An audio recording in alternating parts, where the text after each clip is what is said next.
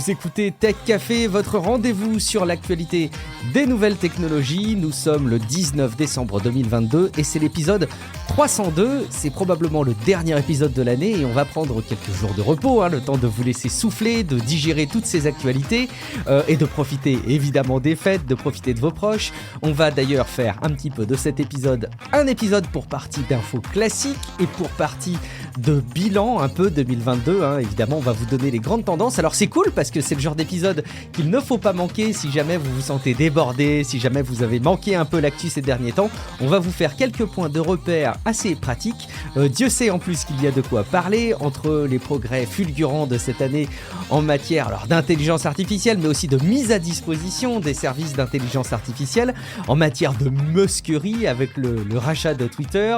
C'est vraiment un jour une info ces derniers temps, et avec en plus les tensions géopolitiques qui nous permettent de constater à quel point le monde se polarise. Je pense que c'est un truc qu'on aura bien relevé cette année avec entre autres évidemment la guerre en Ukraine, mais aussi les échos de l'affrontement entre la Chine et les États-Unis et les régulations portées par l'Union européenne. Je suis Guillaume Vendée, podcasteur technophile enthousiaste, et je retrouve alors d'une part celui qui nous a aidé à suivre tous ces sujets, à nous éclairer sur tous ces thèmes durant toute cette année 2022. C'est le responsable une fois de plus du conducteur de cet épisode, c'est Guillaume Poggiaspala. Salut Guillaume, comment vas-tu ? Mais ça va très bien, oui. Je finis l'année en beauté. Alors, à quel niveau tu veux dire ça ? Au niveau du conducteur et du contenu de l'épisode ou au moins. Ensuite, je laisserai juger mes proches. Très bien. Est-ce que tu as mis de côté du foie gras ou peut-être du faux gras d'ailleurs au frais ? Est-ce que tu te prépares pour les fêtes ? Oh oui, écoute, pas trop de foie gras, mais ouais, évidemment, on va manger des petits trucs, évidemment, ça se prépare. C'est culinaire. Ça sera encore beaucoup trop calorique. À défaut de fêter la victoire de la Coupe du Monde, je sais que vous êtes quelques-unes et quelques-uns à regretter le fait qu'on n'ait pas gagné la Coupe du Monde. Mettons ça de côté. En attendant, on va en revanche accueillir et dérouler le tapis rouge pour une nouvelle personne qui nous soutient sur Patreon et puis une personne qui renouvelle son engagement. Il y a Kataï et Overcried qui soutiennent Patreon, qui soutiennent Tech Café via Patreon, comme d'ailleurs de nombreuses personnes. Le dispositif il est super simple, je vous le rappelle une dernière fois cette année, c'est un financement participatif sur le site patreon.com, ça s'écrit Patreon, et vous pouvez tout simplement aller sélectionner des abonnements.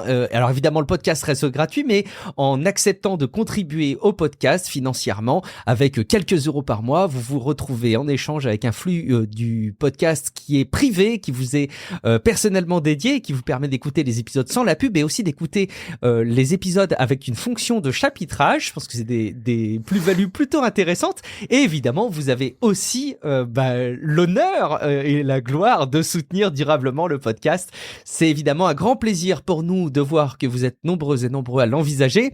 Et puis, évidemment, c'est hyper important pour nous de continuer à voir arriver vos avis sur Apple Podcast ou Podcast Addict.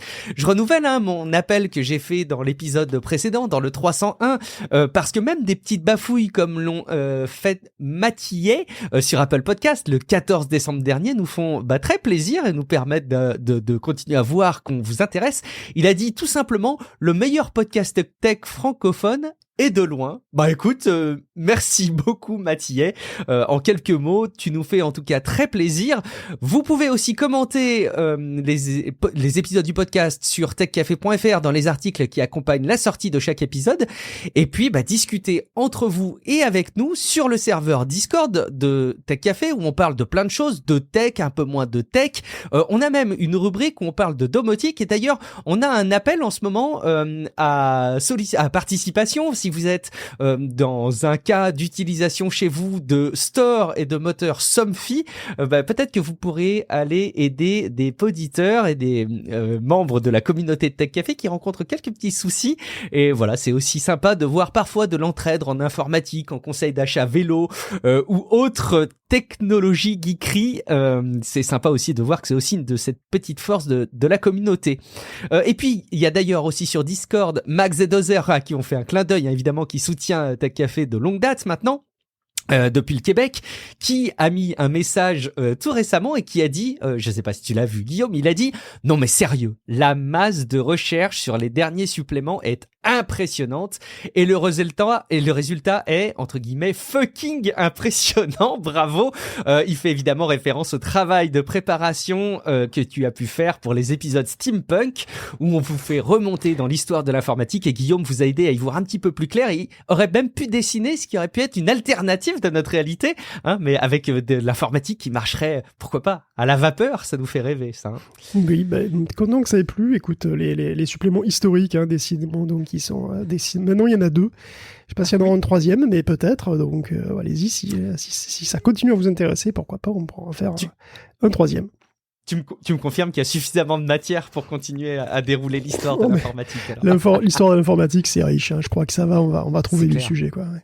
Oui, on sera probablement pas à court de sujets pour les suppléments. Et puis de toute façon, on a l'actualité chaude qui revient comme à chaque fois. Et donc sans autre forme de procès, on va pouvoir aborder plusieurs thèmes forts de 2022, évidemment mis en scène avec parfois quelques infos plus récentes.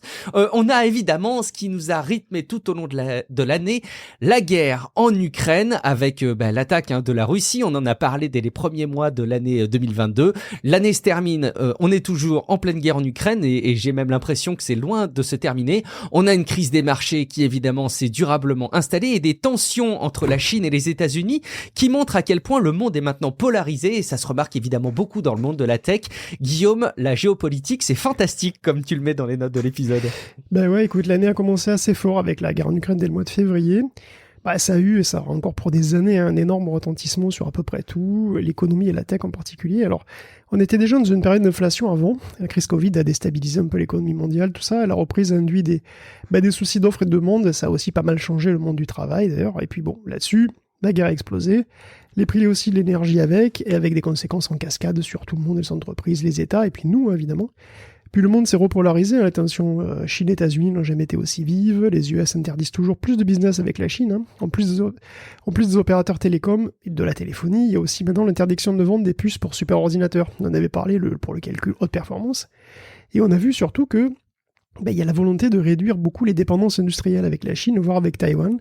Donc en particulier, voilà, on a vu les efforts de subventions sans précédent pour réindustrialiser l'Europe et les États-Unis, hein, avec donc ces CHIPS Act, qui mobilise 43 milliards de dollars pour nous, 50 milliards pour les Américains. Intel lui-même compte aussi dépenser 100 milliards pour se refaire une beauté. Bon, voilà, la Chine réplique, évidemment, parce que sinon, ça serait pas marrant.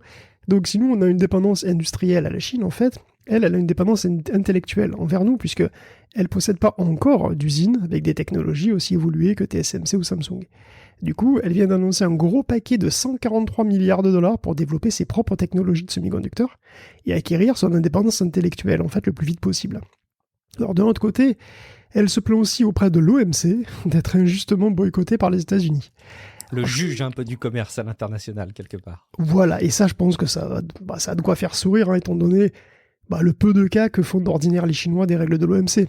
Parce que je pense pas que la politique de subvention massive et qu'ils pratiquent depuis des années, en fait, soit très compatible avec la libre concurrence non faussée que l'OMC prône. Mais bon, c'est pas le sujet. Donc, politiquement et économiquement, en fait, c'est quand même une année vraiment compliquée, quoi. Hein. Et ça se voit très bien sur les marchés. Hein. Presque toutes les valeurs technologiques ont dégringolé de manière assez violente.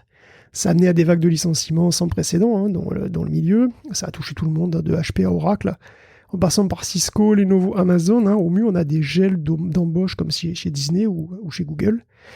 D'ailleurs, puisqu'on parle de Disney, Netflix souffre aussi. Et au passage, on peut objectivement dire que désormais, le pic TV a été atteint en 2022. Tu sais, le pic de production de séries télé là, qu'on a vu... ça, je pense que c'est derrière nous. Hein. Le nombre de shows commandés par les plateformes est en baisse de 24% par rapport à 2021 et de 40% par rapport à 2019. Donc il va y avoir bien moins de nouvelles séries à l'avenir. C'est pas forcément un souci, hein, vu la profusion qui était quasi contre-productive qu'on a eu ces dernières années. Quelque part, c'est presque même soulageant, en fait. C'est ça, il est rassuré. On est rassuré. C'est ahurissant de voir qu'on peut se plonger dans une série, puis on a, comme on dit dans le milieu, un back catalogue, une liste de séries à voir en plus qui est ahurissant, ça en est angoissant presque, c'est terrible. Complètement. Donc voilà, écoute, en tout cas, il y en a qui ont souffert plus que d'autres, hein, comme on pense évidemment à Meta et Twitter par exemple. Oui, Meta. on pourra enchaîner sur Meta et Twitter. Juste, quand tu parlais tout à l'heure de la guerre et de la guerre entre la Chine et les États-Unis, tu mentionnes l'AMC. Je suis tombé sur un article, je le confesse, Guillaume, qui date d'il y a quelques semaines maintenant, mais que je n'avais pas vu vraiment passer. Mais à quel point, enfin, ça me remarquait. Le fait que les designers chinois de puces en arrivent à ralentir les processeurs pour éviter les sanctions américaines, c'est juste dingue ce qui se passe. Et je me pose quand même la question, jusqu'où ça va pouvoir aller finalement cette guerre comme ça et je sais pas si 2023, selon toi, on sort pas encore la boule de cristal, hein, Guillaume, mais est-ce que en 2023, tu penses que ça va pouvoir encore durer et dans les années à venir Si, c'est ce que tu me demandes, de sortir la boule. Je vais pas te demander de sortir la boule de cristal, mais est-ce que tu pourrais faire tout comme, s'il te plaît? Exactement, je vais faire exactement pareil. Donc non, mais en fait, il n'y a pas de raison que ça change fondamentalement, non. Je pense pas. Je pense que 2023, voilà, les crispations sont là, elles vont durer. Et puis, écoute, la Chine va essayer de rattraper son retard. Nous, on va essayer de se désengager de plus en plus.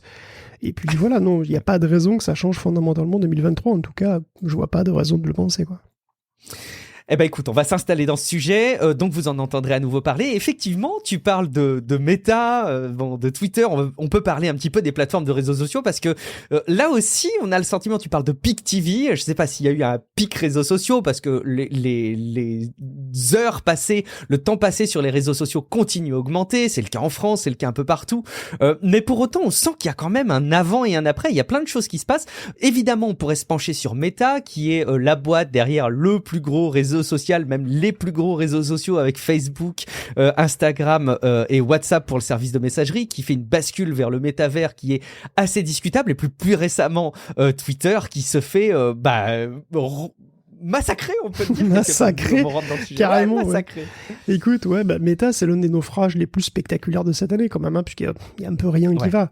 Il y a une action qui a été divisée par 3 en un an, des pertes colossales, 11 000 licenciements, une fragilisation de son cœur de métier avec diverses mesures de vie privée, pro-vie privée, sur iOS en particulier, mais bon, pas que. Il y a un métaverse aussi qui, pour l'instant, reste à l'état de projet d'idées plus ou moins attrayantes d'ailleurs en elle-même. Et dernier symptôme en date, John Carmack qui se casse. Alors Carmack, pourtant, ça a toujours été un convaincu par le potentiel de la VR. Je rappelle qu'il a quitté id Software après peut-être 20 ans de boîte pour rejoindre Oculus.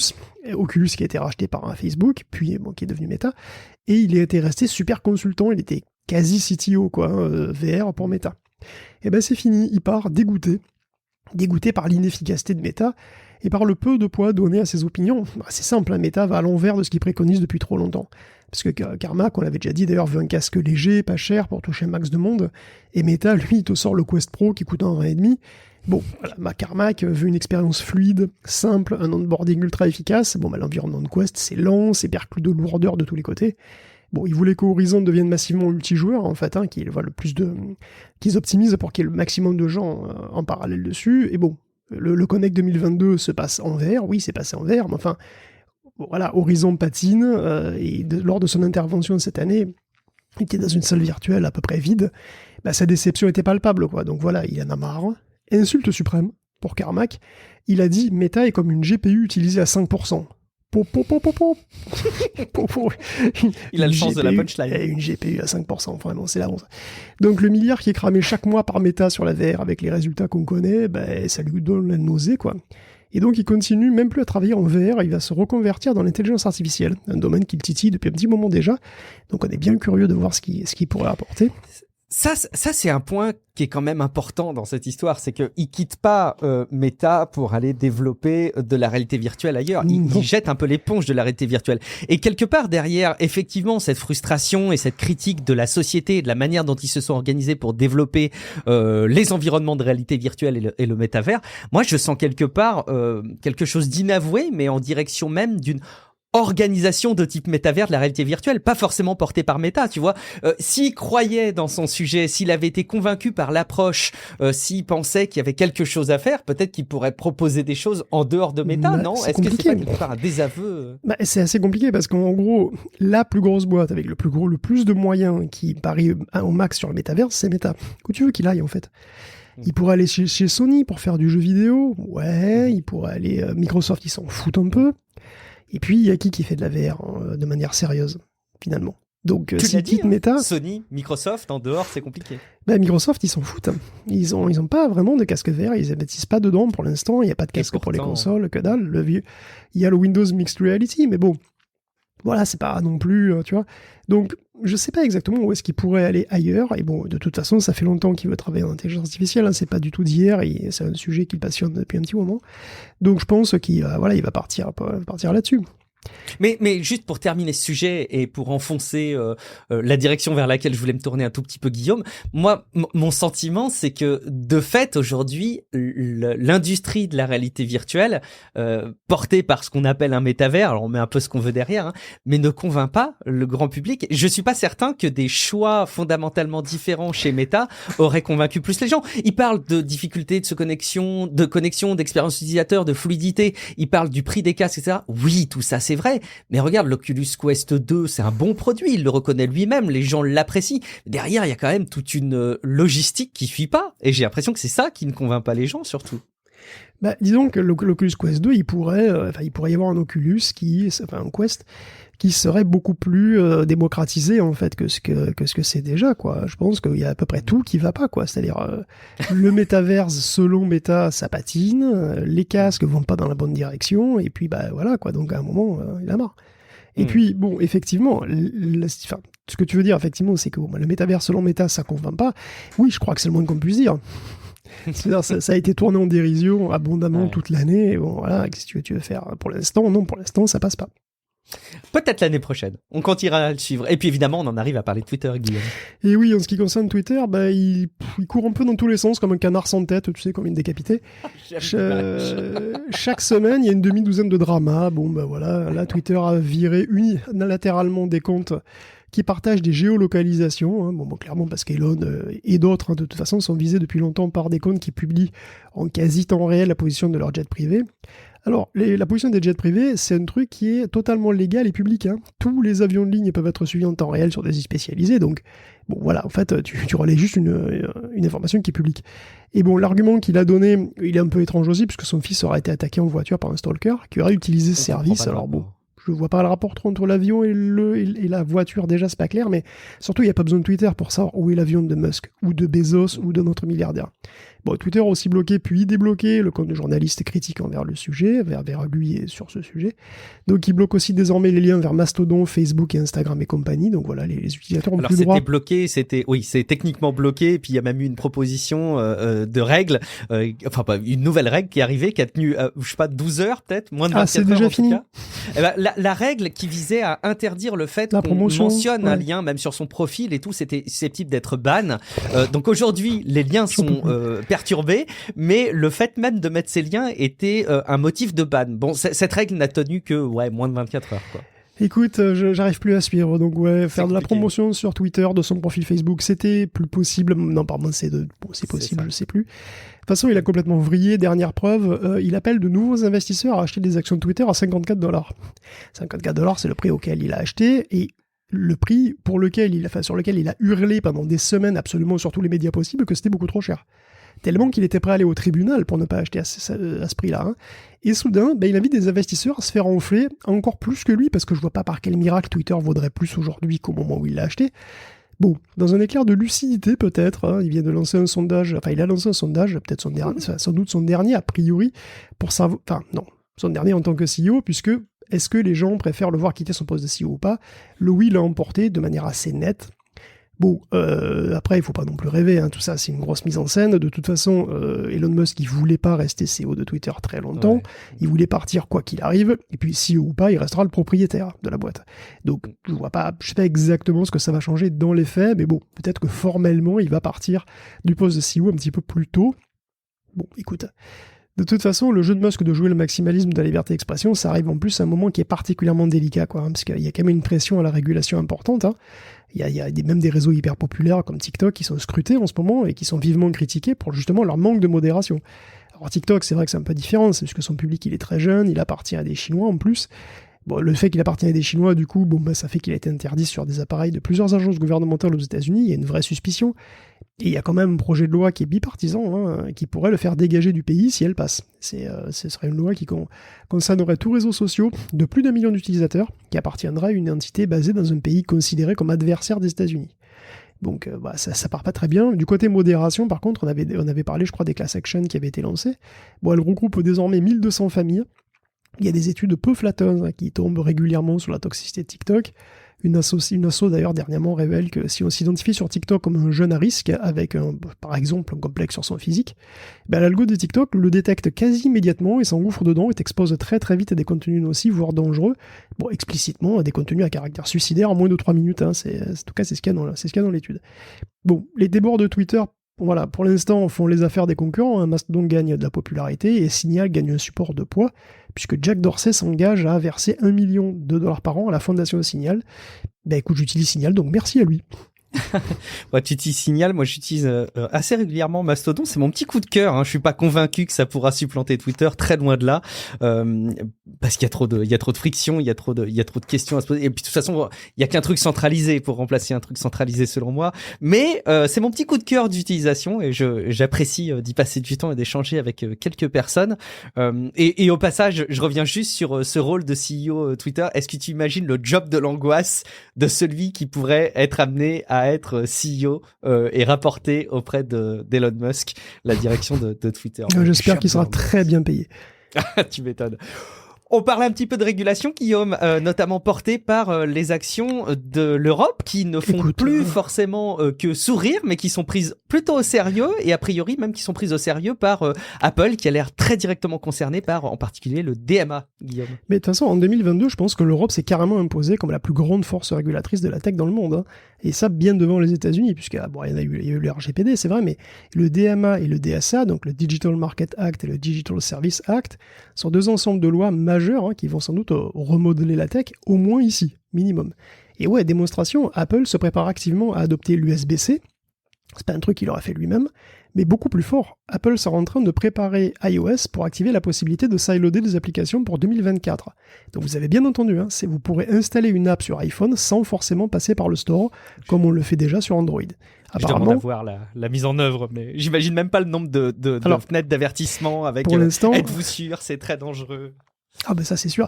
Mais pour l'instant, c'est une source interne qui a confié ça à Bloomberg, donc c'est de là que je tiens l'info. Apple anticiperait les problèmes que vont lui causer le DMA. Et c'est pas fini, le DMA obligerait aussi Apple à autoriser les devs à utiliser d'autres services de paiement in-app que le sien. Wow, et d'ailleurs, il pourrait aussi cesser d'obliger tout le monde à utiliser WebKit, ce qui amènerait à une véritable alternative à Safari deux véritables alternatives à Safari sur iOS. Donc, ce serait absolument énorme. Alors oui, évidemment, c'est sûr que vous allez avoir des pop-ups genre vous allez mourir immédiatement si jamais votre iPhone va exploser si jamais vous installez votre appli. Hors du store, c'est sûr. Mais bon, ça devrait devenir possible. C'est déjà un très très bon point. Et ce qui est vrai, là où c'est fort, c'est qu'effectivement, le RGPD pouvait être perçu comme étant peut-être une victoire, peut-être même une victoire isolée, mais le fait d'aller sur d'autres paquets législatifs qui sont pris au sérieux par d'autres entreprises, je trouve que c'était déjà gagné. La question qui va se poser maintenant, c'est quelle va être la portée? Est-ce que du coup, ils vont faire le strict minimum, entre guillemets, en adaptant les produits et les services et la distribution des services à un marché européen et laisser le reste du monde vivre sous la coupe législative telle qu'il vit actuellement, ou est-ce qu'ils vont faire même réponse pour tout le monde? Tu vois, je parle du Lightning, je parle du sideloading des apps. Clairement, ils vont essayer. Je pense que moi, ça va fracturer le marché. Je le vois comme ça. De mon point de vue, si tu veux, alors déjà le DMA, il faut voir aussi que ça n'a pas que des bons côtés. Il y a des côtés plus délicats quand même, parce que le DMA impose l'interopérabilité des messageries aussi. Mais c'est quand même nettement plus complexe et ça pose des gros soucis en termes de chiffrement. Donc ça va être complexe. Après, si l'Europe réussit là où même Epic et Elon Musk ont échoué, c'est déjà très fort. Maintenant, est-ce que pour autant dans le monde entier ils vont autoriser les paiements in-app externes, enfin les paiements in-app via des services externes et le sideloading? C'est peu probable, parce que je pense qu'ils vont essayer de rester comme ils sont dans le maximum de pays. Enfin, moi, c'est l'impression que j'ai. En sachant que, j'imagine que les autres environnements géographiques, les États-Unis, etc., vont être amenés à proposer probablement, tel que la route se dessine, des équivalents au DMA ou au DSA, ou en tout cas peut-être pas sur la même portée. C'est ça. Au moins, ils auront le bagage technique pour répondre à ces régulations. Pour le moment, effectivement, c'est quand même, pour le meilleur ou pour le pire, disons, les lois européennes vont beaucoup plus loin que même les projets de loi américains.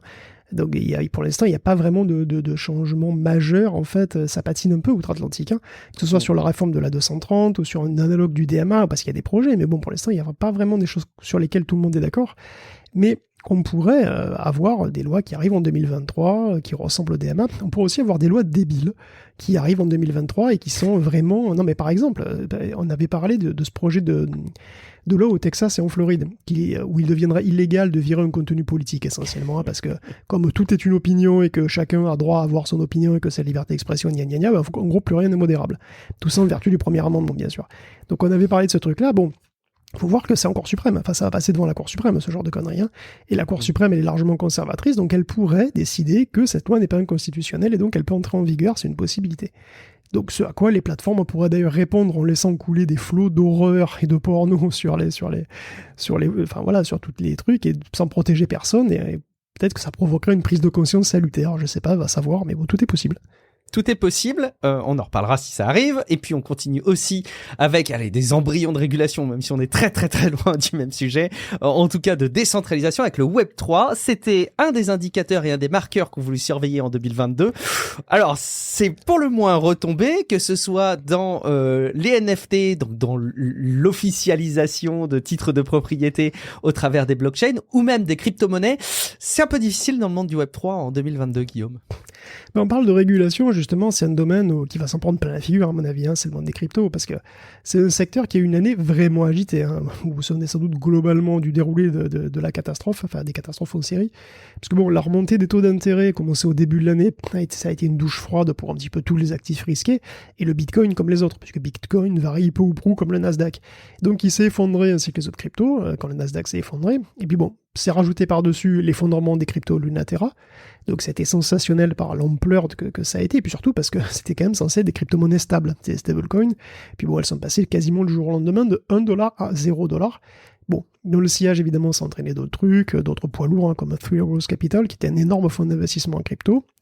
Et puis bon, parallèlement, le marché des NFT s'est effondré, alors en juin déjà, on parlait d'une baisse de 90%. Donc la mode est passée, Dieu merci. On est plutôt dans la phase gueule de bois. Il y a même une class action contre des célébrités qui ont fait la promotion des NFT de Yuga Labs, hein, et d'autres. Une promotion qui omettait de mentionner les risques et qui souvent omettait aussi de mentionner à quel point les célébrités étaient payées pour dire tout ce bien de tous ces trucs. Bon. Enfin, les NFT sont pas tout à fait morts puisque Donald Trump vient d'en sortir, hein. Une série limitée de toute beauté à son effigie. Je vous conseille d'aller voir les visuels, c'est vraiment un délice de kitsch. Et ça restera longtemps indépassable. Je veux dire, c'est indépassable parce que ça aurait été marrant si ça avait été une parodie déjà. Mais là, c'est vrai, c'est sérieux, c'est vraiment un délice. Et d'ailleurs, ça s'est vendu en quelques heures. Les prix fluctuent d'ailleurs n'importe comment, sans doute, ça va sombrer dans les limbes, mais bon, pour l'instant, ça fluctue. Mais bon, bien sûr, on est obligé de mentionner la faillite de l'année, sans doute, hein, celle du groupe FTX, donc une centaine d'entités balayées de FTX US à Alameda Research, qui sont soudainement insolvables, c'était quand même la deuxième plus grosse FTX, la deuxième plus grosse bourse du monde, donc ça a fait son petit effet.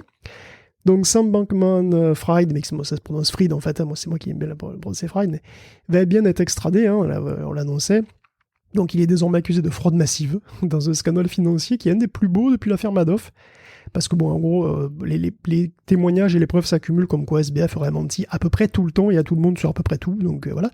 Donc ça motive bien les politiques à réguler le sujet, tout ça. Tu vois, des sénateurs qui ont déjà le projet que la loi contre le blanchiment d'argent s'étende à la sphère crypto. Et c'est un projet bipartisan qui est piloté par Elizabeth Warren et Roger Marshall. Bon, par la même occasion, il faudra aussi tout déclarer aux impôts, évidemment. Donc en résumé, de plus en plus de voix s'élèvent pour réguler les cryptos comme des monnaies. Ça semble plutôt logique, hein, parce qu'on appelle ça des crypto-monnaies d'ailleurs. Mais bon, essentiellement, si tu fais ça, ça retire 80% de l'intérêt des crypto-monnaies. La régulation, ça pourrait apporter un gros coup à la pertinence générale des cryptos, et c'est ce que craint Binance d'ailleurs. Bon, aujourd'hui, 40% des cryptos listés sur CoinGecko sont décédés, hein. Le Bitcoin repart à la baisse, il n'y a pas vraiment de raison que ça change dans un futur proche d'ailleurs. Et ce qu'on peut dire, je pense, en 2022, c'est que le Web3 était une occasion manquée, quoi. Et on suit le boom des cryptos depuis un moment, quand même, depuis 2018 à peu près. Le Bitcoin, ça date de 2009, on a quand même un certain recul. En 2022, bon, les technos étaient déjà matures, il faut arrêter, et on a eu donc le boom des NFT en 2021. Et c'est vrai qu'en 2022, on aura pu assister à l'émergence de trucs intéressants, finalement, tu vois, de vraies applications transformatives ou je sais pas quoi, quelque chose. Bon. Et finalement, non, et c'est assez logique, parce que si on regarde, si on regarde un peu dans le rétro, début 2022, Casey Newton avait publié sur Platformer un assez long billet sur ce que le Web3 devait corriger cette année pour vraiment se démocratiser et devenir super pertinent, quoi. Et essentiellement, il y avait rendre les transactions en crypto plus simples pour le grand public, plus sécurisées, plus fiables, trouver un moyen de remédier aux abus, aux arnaques, rendre les blockchains vraiment efficaces, et finalement, rien de tout ça n'est arrivé en réalité. Rien de tout ça n'est mieux aujourd'hui qu'il y a un an ou deux. Le Web3 s'est complu dans son image de technologie du futur sans se préoccuper des problèmes du présent. Il s'est accoquiné avec une autre technologie fumeuse, le métaverse, un autre buzzword fumeux, le métaverse. Il a persisté dans son monde ultra spéculatif et endogène sans vraiment essayer de gagner en maturité et avoir des applications qui changent la donne pour le plus grand nombre, tu vois. Et maintenant, j'ai l'impression que c'est un peu tard. Le Web3 a eu toute la lumière de la tech du futur pendant ces dernières années, et ça, c'est fini. Cet espoir a été déçu, et la lumière, elle est désormais sur une autre lame de fond de technologie qui, elle, est accessible à tous et révolutionnaire. Et elle est vraiment là, c'est les IA, bien sûr. L'impact des IA est tellement grand aujourd'hui, et leur potentiel pour un futur proche est tellement vertigineux que le Web3, il est dans le rétroviseur, j'ai l'impression, c'est un petit peu. Donc ça ne veut pas dire que toutes les blockchains vont crever, ni rien, hein, que tout ça, ça va disparaître, ou que le Bitcoin va passer à $0, même si moi, personnellement, c'est ce que j'espère depuis longtemps, vous le savez bien, mais la hype et les fonds aussi, hein, probablement, vont sans doute être nettement réorientés vers des trucs qui, clairement, ont un potentiel clair, net et beaucoup plus tangible comme les IA.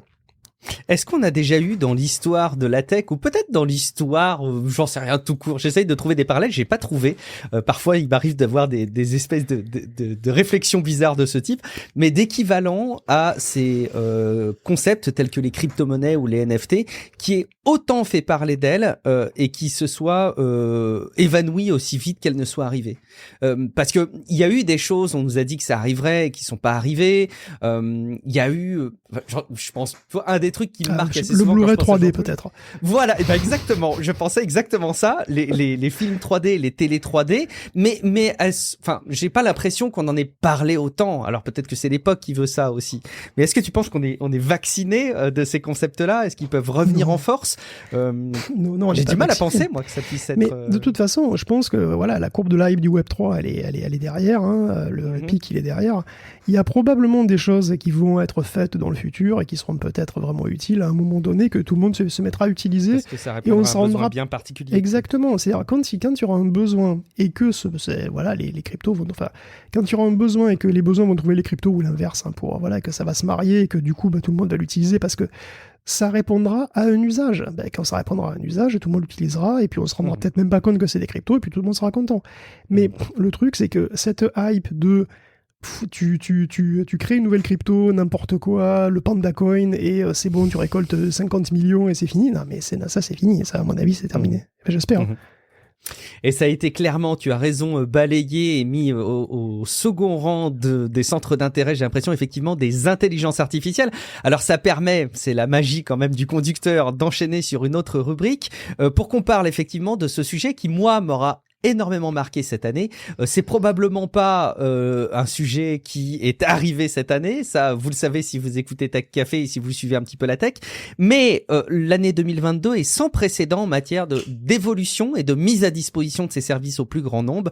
On va évidemment parler, entre autres, dans cette nouvelle rubrique, des miriages. Alors, je réutilise d'autant plus librement le terme qui commence à s'installer dans d'autres sphères. Je fais un petit coucou à Romaric Briand et à l'équipe de ses compagnons de La Cellule qui ont fait un épisode, le dernier épisode de La Cellule, qui est donc un podcast qui est plutôt dédié aux jeux de rôle, parle des intelligences artificielles de type myriage, comme nous on aime à les appeler dans Tech Café, qui est une proposition de termes que tu as faite dans des précédents épisodes. Et donc c'est très sympa de l'entendre réutilisé dans d'autres environnements. Effectivement, vous l'avez compris, c'est une proposition de Guillaume Poggiaspala que je trouve très poétique et très stylée, qui n'a pas été encore reprise. et je ne doute pas que ça arrive, par d'autres acteurs et d'autres experts du monde de la tech.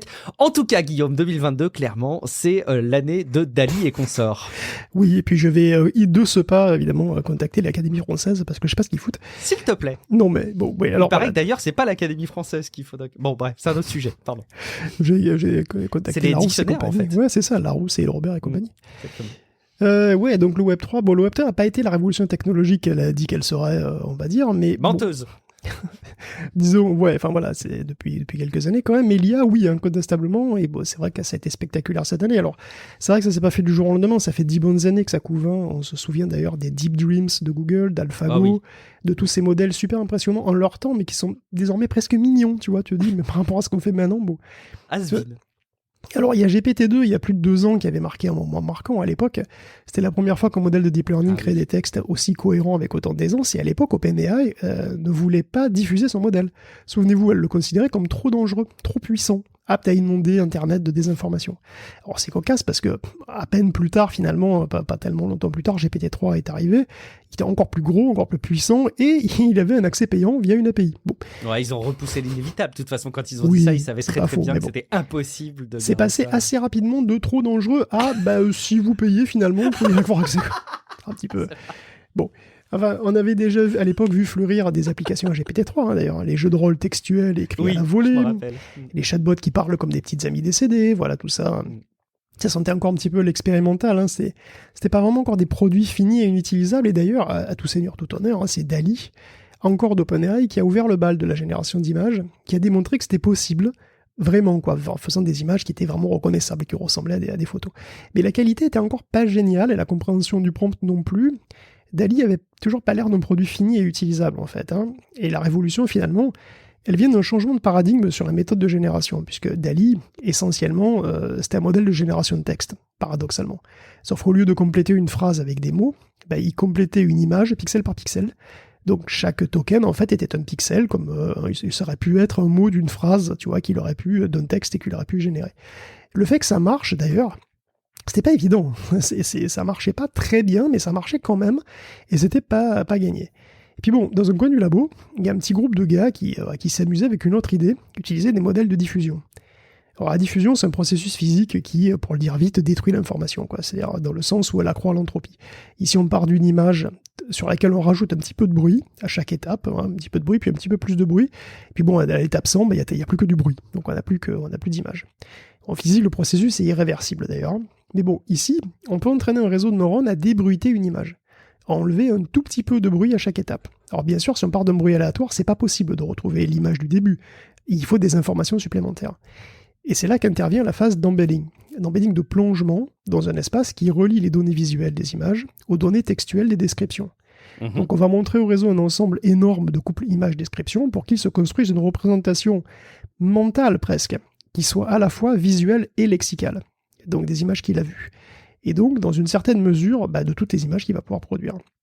Et donc, on dote l'algorithme de débruitage de cette représentation lexico-visuelle, et ça va lui permettre de s'orienter dans l'espace des images possibles. Donc on part d'un bruit aléatoire, et puis on lui donne un prompt. Donc cette description, ce prompt, va lui permettre d'halluciner des détails petit à petit, passe après passe, et il va finir par aboutir à une image regardable qui correspond plus ou moins bien au prompt de départ, sachant qu'il y a une infinité de possibilités d'images qui correspondent au prompt. Donc cette méthode de diffusion a donné son nom à Stable Diffusion, bien sûr, hein, et ça donne des résultats qui sont largement meilleurs que la méthode purement lexicale, purement modèle de langage de DALL-E 1. À tel point que, si tu fais une grosse phase d'entraînement avec vraiment beaucoup d'images, chez OpenAI, ils se sont rendus compte que ça y était, quoi. C'est déjà un produit accessible, c'est facile à utiliser, c'est super puissant, ça donne des résultats qui sont production ready. Donc après DALL-E 2, il y a eu Imagen de Google, Stable Diffusion, Midjourney, tout ça a émergé cet été. Évidemment, l'impact émotionnel des images est très supérieur à celui des mots. Et ça a eu un impact énorme, un engouement massif. Stable Diffusion, c'est utilisé par des millions de gens sur leur propre machine. Les services de génération d'images, de myriage, sont légion et ultra populaires sur à peu près toutes les plateformes, sur porte, sur mobile, sur Internet, où vous voulez. Et puis, on en retrouve déjà, du coup, un petit peu partout. Donc, sur des couvertures de livres chez Michel Lafon, dans des jeux vidéo comme High on Life, on a déjà fait des comics en ligne avec. Il y a un gars qui a commercialisé sur Amazon un livre pour enfants qu'il a créé en 2 jours avec Midjourney et ChatGPT. Il y a le bon vieux Becherel qui utilise des images génératives comme ça pour pour tourner en dérision les grosses fautes d'orthographe, tu sais, les espèces de contresens. Et donc ils mettent en image en fait les contresens. Et c'est assez marrant à voir. Et ces modèles d'ailleurs, ils peuvent même servir à faire de la musique. Donc c'est Refusion qui utilise Stable Diffusion pour produire des sonogrammes. Et donc de la musique. Parce qu'un sonogramme, en fait, c'est une représentation visuelle d'un son. Et plus précisément, c'est son spectre en fonction du temps. Donc, en gros, c'est simplement une image en niveau de grille, un peu bizarre. Donc, si c'est une image en niveau de grille, pourquoi ne pas utiliser Stable Diffusion pour entraîner un modèle sur des sonogrammes, pour qu'il génère des sonogrammes en fonction du prompt. Et du coup, un sonogramme, c'est du son, ça peut être de la musique. Donc, tu peux créer de la musique comme ça. Et ça marche, hein. Alors, c'est encore un peu brut de décrochage, Refusion, mais voilà. Puis bon, il existe d'autres services pour ça. Il y a Sandro, par exemple, qui le fait, mais là, on gère du son à partir de rien. On génère le sonogramme directement, donc ça démontre vraiment un potentiel qui est illimité. Et tout ce potentiel est révolutionnaire. On entrevoit des changements rapides et qui inquiètent évidemment à juste titre beaucoup de monde, hein. Pour le moment, les miriages déjà sont controversés. La couverture de Fractal Noise, donc le livre chez Lafon, ça fait beaucoup de bruit. Les posters de Ion Life aussi. Le livre pour enfants, ça n'a pas été très bien accueilli. D'ailleurs, Kotaku qui a relayé l'info sur Ion Life est ouvertement hostile aux IA. Et en ce moment même sur ArtStation, il y a une manifestation anti-IA. Il y a au moins 2000 artistes qui postent régulièrement des variations de panneaux avec AI barré en signe de protestation. Donc la semaine dernière, de l'art génératif s'est retrouvé sur le site ArtStation. Très emblématique, parce qu'ArtStation, c'était vraiment un mot-clé qui était très souvent utilisé dans les prompts pour améliorer le rendu d'une image. Et les soucis de copyright et de génération de nudes artificielles ont poussé Stable Diffusion à expurger pas mal de trucs de son dataset déjà. Avec pour effet de donner un modèle beaucoup plus difficile à utiliser d'ailleurs. Mais bon voilà, les protestations sont de plus en plus vives et Stability AI d'ailleurs projette de mettre en place un système pour que chaque artiste puisse explicitement mentionner son consentement ou non à être intégré dans la base d'entraînement de Stable Diffusion. C'est un processus qui n'est pas hyper simple, parce que ça suppose que le boulot est déjà dans le set, qu'il puisse être retrouvé avec un outil qui s'appelle Have I Been Trained, et si c'est le cas, tu peux exiger que tes images soient retirées, sachant que pour le moment il n'y a pas de contrôle effectif de copyright. C'est une initiative qui est menée par Spawning, qui est déjà à l'origine de l'outil Have I Been Trained, et qui servira pour rendre la prochaine version de Stable Diffusion, disons, plus éthique, supposément plus éthique. Donc c'est un problème qui est très épineux. Bon voilà, en pratique, évidemment, c'est pas clair, c'est compliqué. Je veux dire, si je prends l'image de Stable Diffusion, que je connais un peu, et de Stable Diffusion 2 en particulier, oui, effectivement, c'est plus possible d'invoquer Rutkowski, tu sais, à la rescousse pour transformer ton image pourrie en chef-d'œuvre, mais a priori, parce que petit à petit, la communauté, elle apprend à l'utiliser, le modèle, et on a découvert que les embeddings marchent très bien avec ça. Donc, pour faire très simple, un embedding, c'est un ensemble de vecteurs qui sont faits pour guider le programme dans telle ou telle direction visuellement, dans cette espèce d'immense espace visuel. Donc en gros, si tu veux du style Rutkowski, tu prends 30 œuvres de Rutkowski, tu les passes à la moulinette du programme, il va cracher un petit fichier qui va contenir ce que Stable Diffusion a retenu du style. Ensuite, il suffit d'un mot-clé pour invoquer le style. Donc à supposer qu'un artiste ne veuille pas être dans le dataset, c'est pas difficile de le remettre dedans de force. Soit en fine-tunant le modèle d'ailleurs, c'est plus lourd, mais c'est tout à fait possible, c'est plus efficace. Soit c'est changeant des fichiers qui font quelques dizaines de kilooctets. C'est des fichiers de style. Et ces styles, on peut les mélanger, on peut les combiner comme avant. Jusqu'à ce qu'un artiste en particulier, d'ailleurs, soit pas vraiment reconnaissable. Parce que si je combine Dali, Giger, Rutkowski, Amano, tu vas reconnaître quoi, c'est vraiment pas clair. Alors, je suis pas en train de dire que c'est bien ou mal, je dis juste que pragmatiquement, on constate que le problème du copyright, c'est vraiment très complexe avec les AI. Donc, puis les miriages, en plus, c'est qu'un début, c'est une classe d'IA parmi d'autres.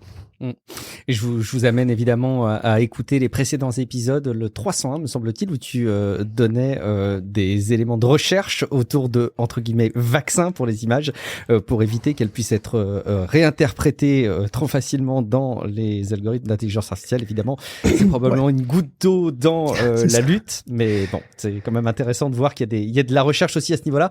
On continue justement avec les intelligences artificielles, notamment ChatGPT aussi, qui nous a bluffé ces dernières semaine, et Copilot qui a été plus controversé notamment, Guillaume. Ouais, l'autre sensation de l'année, c'est ChatGPT d'OpenAI, là aussi, et c'est un peu injuste parce que Meta a sorti Galactica avant, qui faisait un peu pareil, et il a dû le retirer parce qu'il y avait trop de réactions négatives. Et pourtant, ChatGPT, il pose exactement les mêmes problèmes. Il dit régulièrement n'importe quoi, mais bon, la plupart du temps... C'est pas Meta qui l'a proposé, déjà, c'est un argument. Ouais, je pense qu'il y a un peu de ça quand même. Je pense qu'il y a vraiment un gros déficit d'image. Mais bon, voilà, la plupart du temps, ChatGPT, il te répond de manière crédible quand tu lui parles. Alors, tu remarqueras que Google est étrangement absent de toutes ces discussions, Ouais. et alors qu'ils ont tout ce qu'il faut. Ils ont tout ce qu'il faut. Ils ont des générateurs d'images, ils ont des chatbots ultra sophistiqués, et si Google reconnaît que le buzz autour de ChatGPT, c'est une occasion manquée, ben ils sont pragmatiques.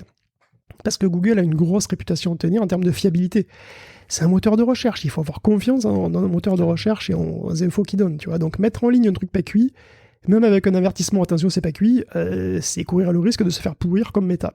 Donc Google, il n'est pas en retard technologiquement, mais il est en retard médiatiquement, parce qu'il veut rester prudent, c'est tout. Il y a gros à parier qu'on verra des trucs Google arriver en 2023 et que ça repoussera encore les limites. Mais bon, en attendant, c'est vrai que l'ampleur des capacités de ChatGPT, qui, moi, c'est une encyclopédie interactive, ça produit du code, ça fait du jeu de rôle, ça crée des scénarios de films, bon. Évidemment, ça impressionne et ça inspire déjà plein de business. Alors, le dernier en date que j'ai vu passer m'a fait marrer, c'est le chatbot Avocat. C'est un service qui s'appelle Do Not Pay, ne payez pas, et il se charge de la conversation avec votre adversaire, entre guillemets, lors d'un litige mineur. Donc, par exemple, contester une facture de téléphone, négocier un nouvel abonnement téléphonique, ou justement résilier ton abonnement, tout ça sans avoir à communiquer toi-même avec un service client, ce qui est le pire cauchemar de tout être humain, faut bien l'avouer. Donc, Do Not Pay, c'est un exemple parlant sur la diversité des domaines sur lesquels l'IA peut changer la donne en termes de marché du travail. Parce que bon, on a parlé des artistes, là, des illustrateurs, avec les images, il y a aussi le secteur de la musique, et bien, bientôt celui de la vidéo aussi, celui de la rédaction de texte, d'une partie de la publication en ligne, voilà, publier des posts de blog, tout ça, les hotlines, la production de code qui pourrait être largement assistée, elle aussi. Donc on vient de parler d'IA Avocat, donc il existe déjà aux États-Unis des chatbots dans la restauration, pour prendre des commandes, pour recommander des produits, tout ça en langage naturel. Donc en gros c'est déjà des IA commerciales, donc c'est autant de métiers qui pourraient voir des emplois disparaître. Je pense qu'aucun illustrateur, ne serait-ce qu'il y a 2 ans, aurait eu la moindre idée que son job pourrait être mis en danger par une IA en 2022. Exactement. Tout est dans le en 2022 parce que je pense que c'était des discussions qu'on entendait depuis des années et on disait à l'avenir, dans le futur. Ouais, mais en encore, 2022. Et à mon avis, l'illustrateur était très très confiant dans le fait qu'il ne sera jamais remplacé, tu vois. Et là, boum. Donc, ce qu'il faut retenir de cette année, je pense, c'est justement qu'on ne sait pas s'il y a des métiers qui seront à l'abri de l'automatisation. Plus personne ne peut se sentir totalement à l'abri, pas même les métiers intellectuels, pas même les métiers créatifs. On ne parle pas de remplacer 100% des humains, il faudra toujours quelqu'un pour utiliser les outils, les IA, ou remettre dans les clous les IA qui sont partis en vrac. Bon. Mais toute la question, c'est la proportion de jobs que ça va rendre caduques et dans quel secteur. Est-ce qu'il restera des boulots pour combien de compositeurs ? 80%, 50%, 10%? Je sais pas, c'est une question ancienne, qui commence avec les premières machines finalement, les premiers ordinateurs, puis les premiers robots. Et à chaque fois, des emplois sont détruits, d'autres apparaissent, et c'est jamais en nombre égal, ça se passe jamais de manière, tu vois, fluide et tranquille, quoi. À chaque fois, c'est des ruptures qui sont délicates à gérer. Donc, les questions qu'on se posait à propos des robots en dur, on va devoir se les poser à propos des robots en mou. Tu vois, les machines software qui automatisent toute une nouvelle classe d'emplois qu'on croyait à l'abri de tout ça. Et ça va vite, ça va très vite. En 2023, on devra sans doute se poser des questions macroéconomiques importantes qu'on n'aurait peut-être pas imaginé se poser avant les années 2030, tu vois. Parce que tous les emplois qu'on va perdre, ça va être essentiellement un transfert de richesse qui va aller des travailleurs qui ont perdu leur boulot à tous ceux qui possèdent les algorithmes et qui proposent des services. Comme OpenAI, par exemple. OpenAI, donc Microsoft, qui est derrière, qui sont très bien placés et voilà, qui espèrent faire 200 millions de chiffre d'affaires cette année et l'an prochain, et 1 milliard de chiffre d'affaires en 2024. Et tout ça rien qu'en monétisant les API de leurs IA comme DALL-E ou GPT. Donc c'est bien joué Microsoft, le milliard investi dans OpenAI, enfin les 2 milliards bientôt, je pense que c'était un bon investissement. Est-ce que tu t'es fait des points de repère sur des grands marqueurs qui pourraient te bluffer à l'avenir ? Moi, je m'étais toujours dans cette continuité d'exercice de réflexion un peu débile que je mentionnais tout à l'heure.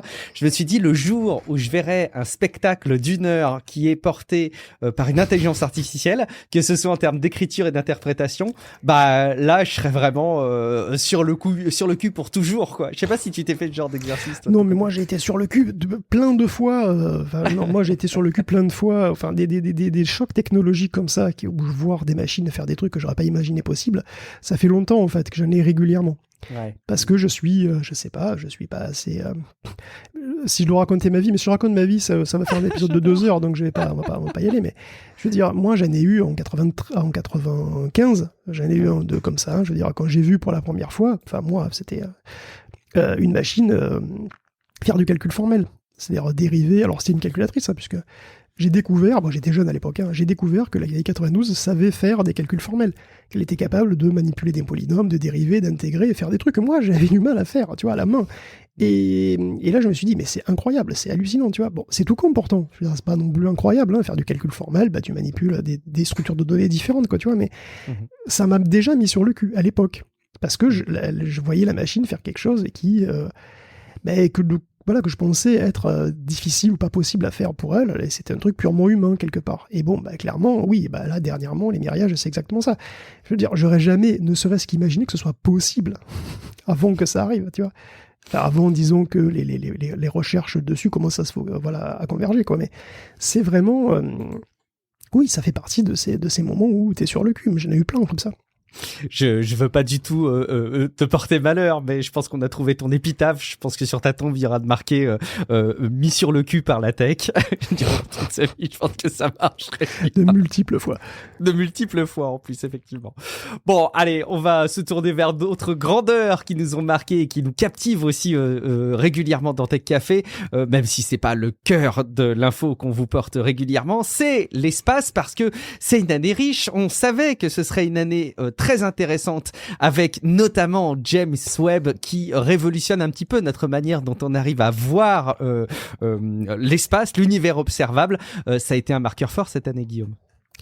Oui, le James Webb Télescope, c'est probablement effectivement C'était une année très spatiale 2022, hein, et oui, le JWST, le James Webb, c'est les plus beaux succès scientifiques de ces dernières années, hein. C'est le plus cher, le plus puissant du monde, il fonctionne super bien, tout s'est très bien passé, il a fait plein de photos magnifiques.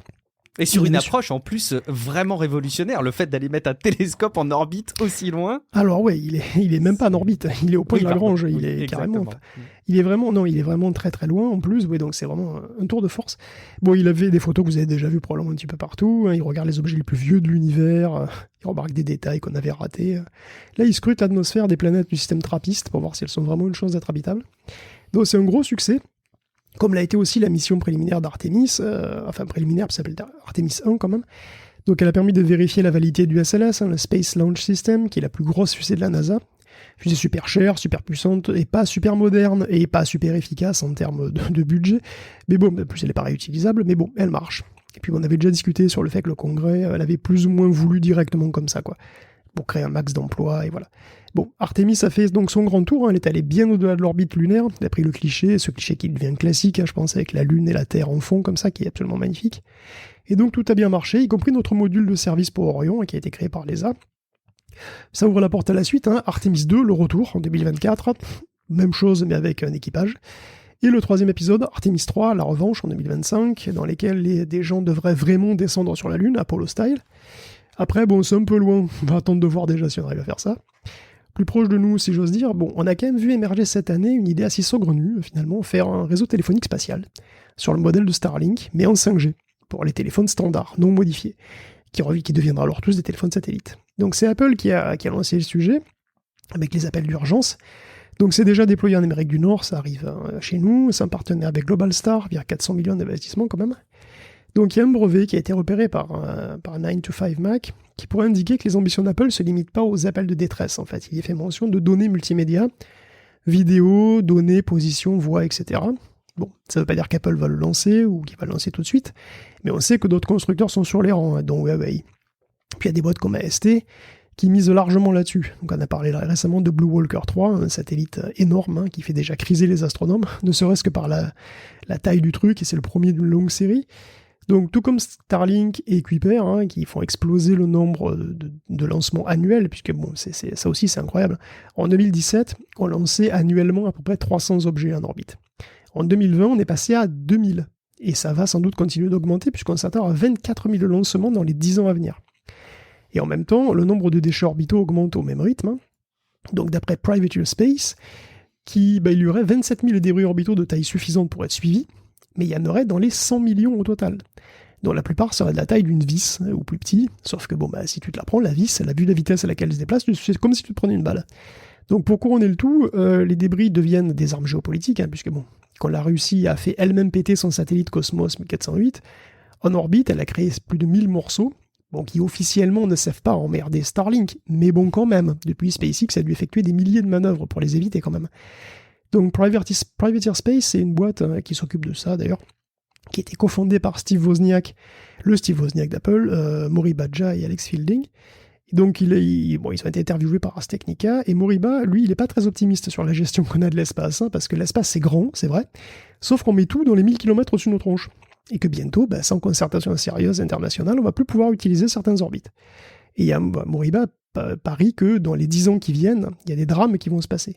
Soit un accident mortel en orbite à cause d'un débris, donc une gravity globalement, avec des astronautes transformés en steak haché, soit un objet suffisamment gros qui pourrait survivre à la rentrée dans l'atmosphère et qui tombe dans une zone habitée en faisant des civils transformés en steak haché, mais cuits en plus. Donc pour ça, il faudrait une coopération internationale, hein, donc des règles appliquées au gouvernement et aux boîtes privées, tout ça transnational avec une transparence et tout. Autant dire qu'on n'en prend pas vraiment le chemin quand même. Déjà que sur Terre, ça donne pas l'impression qu'on arrive à se coordonner, alors j'imagine pas sur des enjeux pareils, effectivement. Merci Guillaume de nous avoir permis de nous promener un petit peu dans l'espace. On continue avec notre tour de piste pour nous intéresser un petit peu au monde de l'énergie. Et c'est intéressant de voir que ça prend tellement de place que ça prend tout simplement la place d'une rubrique dans un épisode de Tech Café. C'est rigolo parce que on a souvent parlé de réchauffement climatique, de l'enjeu de la gestion de l'énergie, mais plutôt de manière parcellaire. Toi, tu en fais un moment marquant de 2022. Il faut dire que ça nous marque beaucoup en tant qu'individu, d'ailleurs. Oui, c'est la crise énergétique, c'est la crise climatique. Et bon, voilà. On cherche de l'énergie de partout. Désespérément, le nucléaire connaît un curieux retour en grâce. Alors curieux quand on est comme moi assez vieux pour avoir vécu à la fois Tchernobyl et Fukushima, et vu les réactions que ça a suscité à l'époque quand même, les 2 fois, donc c'est marrant. Mais bon, on se rappelle du sketch des inconnus, je pense que tu vois, enfin je sais pas si tu visualises ce sketch où il faut une interview dans une centrale nucléaire et il assure que tout est sûr. Évidemment, tu vois, je crois que c'est Bernard Campan qui, au fur et à mesure, commence à avoir des bras qui poussent, des pustules en plus. C'est fort dans l'inconscient collectif ce que ça représente, je pense. Oui, mais parce que c'est tellement complexe le nucléaire. C'est une menace invisible comme ça, c'est assez terrible. Les risques sont finalement assez faibles, mais par contre, si ça pète, c'est catastrophique, quoi. Bref. En tout cas, voilà. Ce qui est rigolo, c'est que maintenant, le nucléaire est presque aussi bien placé que le solaire en termes d'énergie propre, selon une certaine. Pareil, j'en veux pour preuve une étude de Our World in Data qui classe les sources d'énergie par dangerosité et propreté. Et donc, en fait, par dangerosité, c'est le nombre de morts par accident et pollution de l'air, et en fait, par terawatt. C'est-à-dire, j'allais te poser la question, est-ce que c'est rapporté à la production d'énergie? Oui, c'est le nombre de morts par terawatt, donc c'est un petit peu étrange. Mais du coup, le nombre de morts par terawatt pour le charbon, c'est 24. Pour le gaz, c'est 18. Oui. Non, c'est de toute façon biaisé. Excuse-moi, je te laisse le terminer. Et bon, pour le nucléaire, c'est 0,03. Et bon, voilà, donc c'est juste au-dessus du solaire. Et les émissions de gaz à effet de serre, évidemment, sont aussi très flatteuses. Donc il est assez incroyable de voir 1000 nucléaires avec les énergies renouvelables dans un même panier, presque, tu vois, c'est d'un certain point de vue, mais quand même. Bon, c'est pas comme si en France, on connaissait pas très bien à la fois les avantages et les inconvénients du nucléaire, parce que c'est vrai que c'est beaucoup d'énergie, pratiquement sans CO2 et sans particules fines, tout ça, d'accord, mais bon. Voilà, le combustible, il faut se le procurer, il faut le préparer, les déchets, il faut se les farcir, les centrales, il faut les surveiller comme du lait sur le feu, et puis bon, même comme ça, il y a toujours des imprévus. Et sachant que dans les centrales, il y a des endroits où il est impossible d'aller, même avec un robot, pas forcément rassurant, tu vois, et le problème du démantèlement des vieilles centrales, c'est un cauchemar, et c'est un gouffre financier en plus. Alors, ça se gère, entre guillemets, c'est toujours ce qu'on te dit, ça se gère, mais bon... C'est des problématiques dont on passe souvent un peu vite sur la complexité quand même, sur les déchets. Comment stocker des trucs qui sont ultra dangereux pendant des milliers d'années. Bon. Enfin, en gros, juste on a désespérément besoin d'énergie, puis on est coincé, on n'arrive pas à consommer significativement moins, vrai. Et puis comme on a été très mauvais sur le déploiement de sources alternatives, maintenant on est coincé entre le marteau du réchauffement et l'enclume de nos besoins qu'on n'arrive pas vraiment à réduire. Donc de ce point de vue-là, le nucléaire est séduisant, c'est sûr. Il y a une myriade de projets pour moderniser, entre guillemets, tout ça, en créant d'ailleurs... Parfois, on parle beaucoup, et moi je trouve ça un petit peu étrange, créant des réacteurs plus petits. Parce que plus petits, donc plus simples, un peu moins dangereux, parce que le réacteur est plus petit, bon. Donc par exemple, NuScale, qui revient souvent dans les articles. Et je sais pas, NuScale, c'est un projet de micro-réacteurs, quoi. Donc ça fait des micro-centrales qui sont un petit peu partout. Mais du coup, est-ce que j'ai envie d'avoir une prolifération de mini-réacteurs un peu partout? S'ils sont plus petits, mais du coup il en faut plus, je sais pas, tu vois. Et bon, si le nucléaire c'était aussi génial que ça, on chercherait pas avec acharnement de s'en passer, de passer à la fusion, parce que la fusion ce serait vraiment l'innovation salvatrice. Alors justement, il y a eu une annonce historique la semaine dernière sur la fusion. Tu l'as vu passer ça sans doute, c'était sur Oui, je l'ai vu passer, je suis pas rentré dans les détails, mais oui, je l'ai vu passer. Eh ben, rentrons dans les détails, parce que est-ce que la fusion est à portée de main du coup? Est-ce que c'est je crois ça que c'est la pas grosse gagné, annonce mais 2023? Allez-y. Alors la fusion, c'est quoi d'ailleurs, pour faire vite, parce que bon, obligé de... En gros, Au lieu de casser en deux, on rassemble, c'est ça? Ouais, au lieu de casser des gros noyaux d'atomes d'uranium, on écrase l'un contre l'autre des petits noyaux d'atomes, tellement qu'ils finissent par fusionner pour donner un autre noyau. Donc on utilise du deutérium et du tritium. Que dans les étoiles, normalement, ça. Voilà, parce qu'il faut quand même des grosses conditions. Donc voilà, bon, c'est du deutérium et du tritium, mais ça c'est pas essentiel. Le processus dégage de l'énergie, beaucoup plus que de casser des gros noyaux, comme ce qu'on fait donc dans un réacteur nucléaire classique. Alors, cette énergie qui est dégagée, elle va servir à deux choses. D'une part, à alimenter le réseau électrique pour que tu puisses jouer à ta PlayStation 5, et d'autre part, à maintenir les réactions pour que la fusion continue. Ouais. Parce que faire une fusion, c'est que la moitié du problème. Parce que pour leur écraser la tronche l'un sur l'autre, noyau, faut quand même le vouloir, faut y aller. Hein. Parce que des noyaux, évidemment, c'est chargé positivement, les noyaux. Hein. Et donc, on sait bien que deux charges positives se repoussent. Donc, il faut pas mal d'énergie pour les forcer à fusionner. Il en faut un gros paquet. La question, c'est comment on s'y prend pour les rapprocher, ces machins. Alors, la méthode traditionnelle, c'est le tokamak. Tokamak, ça vient du russe, mais en gros, ça veut dire donut, quoi. C'est un énorme donut. Et il est creux, ce donut, et à l'intérieur, on va envoyer un faisceau avec nos noyaux qu'on veut torturer. Bon. Comme ce sont des particules chargées, on utilise des électroaimants pour les manipuler. Il vaut mieux pas le toucher, hein, parce que c'est un plasma à 100 millions de degrés, il vaut mieux pas toucher. Donc on utilise donc des aimants énormes pour maintenir ce faisceau à l'intérieur du donut. Donc le faisceau donc, a des millions de degrés, et donc c'est des particules qui bougent énormément. C'est très très chaud, donc les particules elles bougent énormément. Sauf qu'elles peuvent pas aller trop loin, parce que les champs magnétiques les empêchent. Voilà, on impose un champ magnétique très fort pour pas qu'elles aillent trop loin.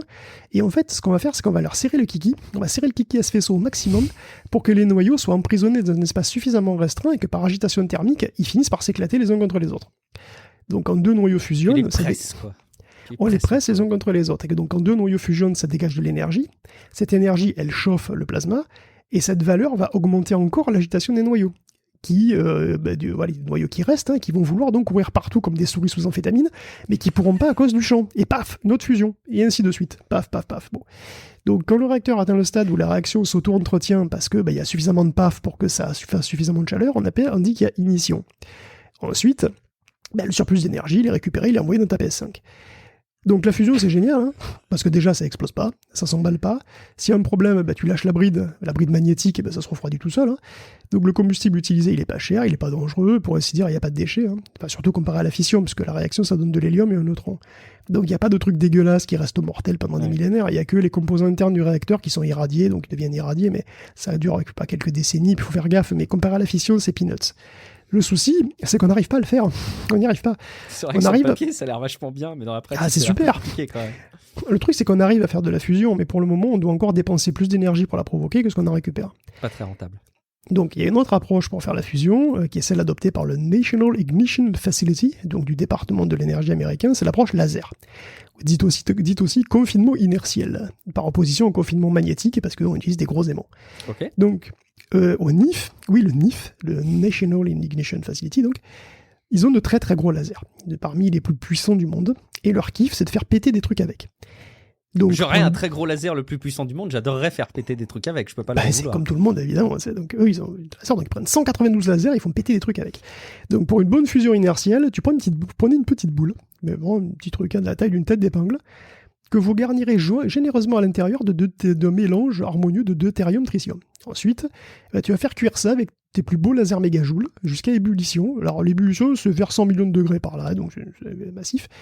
Donc les gros lasers vont vaporiser la bouboule sous forme de plasma qui va imploser en transportant un max de chaleur vers le centre.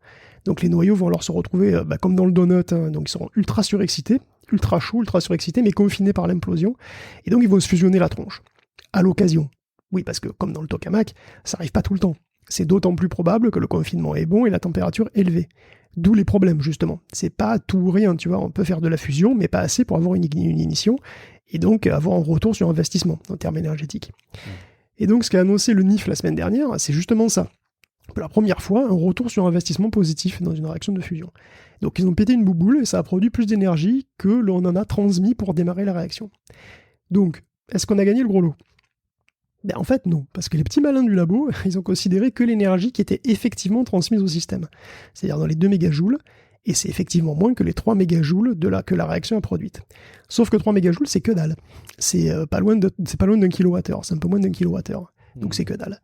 Les 192 lasers utilisés, ils consomment beaucoup plus, ils consomment plus de 300 mégajoules. Ouais, le calcul est facile. Ouais. L'efficacité du transfert est très faible. Ouais. À supposer qu'on récupère 100% de l'énergie générée, ça peine 1% de la consommation du dispositif. Et en plus, les lasers doivent être refroidis des heures entre deux tirs. Bon, ils sont un peu vieux aussi, hein, mais bon. Donc il y a une marge de progression. Justement, le labo est plutôt jeune, donc il pourrait avoir des meilleurs matos. Mais bon, le confinement inertiel, il est beaucoup moins mature que le confinement magnétique quand même, hein, qui est étudié depuis 60 ans globalement. Et les progrès réalisés par le NIF, ils sont pas vraiment transposables au tokamak. C'est quand même des trucs vraiment très différents. Donc en résumé, oui, dans le domaine de la recherche, oui, ouais, on va dire que pour un résultat de recherche sur le confinement inertiel, c'est une étape importante. En ce qui concerne la commercialisation et la démocratisation de la fusion, par contre, non, en fait, ça va pas aboutir tout de suite, ou ça va même pas forcément accélérer des masses la commercialisation de la fusion, qui sera peut-être pas par ce biais-là, parce que tout le monde parie plutôt sur les tokamaks. Mais bon, ça évidemment, tout le monde peut se tromper, ça on sait pas. Mais tout ce qui est sûr, c'est qu'il faudra entendre encore longtemps, j'espère pas trop longtemps, mais attendre encore longtemps, et que donc on aura encore pendant longtemps des problématiques énergétiques, voilà, avant d'utiliser la puissance des étoiles. C'est pas si simple du coup, hein, et les étoiles font ça tranquillement dans leur coin, pépère, et génèrent de l'énergie depuis pas mal de temps, et continueront à le faire, mais nous on a du mal quand même à arriver à égaler la puissance du soleil. Peut-être que ça viendra en partie. Merci Guillaume pour cette revue. On va s'intéresser à un autre domaine qui est probablement un petit peu teinté par certains aspects de ce qu'on a vécu, hein. On a eu une pandémie qui s'est bien installée, mais bon, de toute façon c'est une évolution, c'est un domaine de l'évolution technologique qui est largement porté maintenant, c'est celui de la biotechnologie. Guillaume, on commence avec un retour sur un sujet porté par Elon Musk, c'est Neuralink. Ouais, alors la biotechnologie, c'est pas trop notre cœur de sujet, hein. C'est bon. Mais il y a eu pas mal de grosses avancées cette année qui méritent qu'on en parle un peu rapidement, parce que sinon je risque de dire trop de bêtises. C'est que bon, je suis vraiment pas trop biologiste. Mais bon, quand on parle quand même, c'est vrai, régulièrement de Neuralink.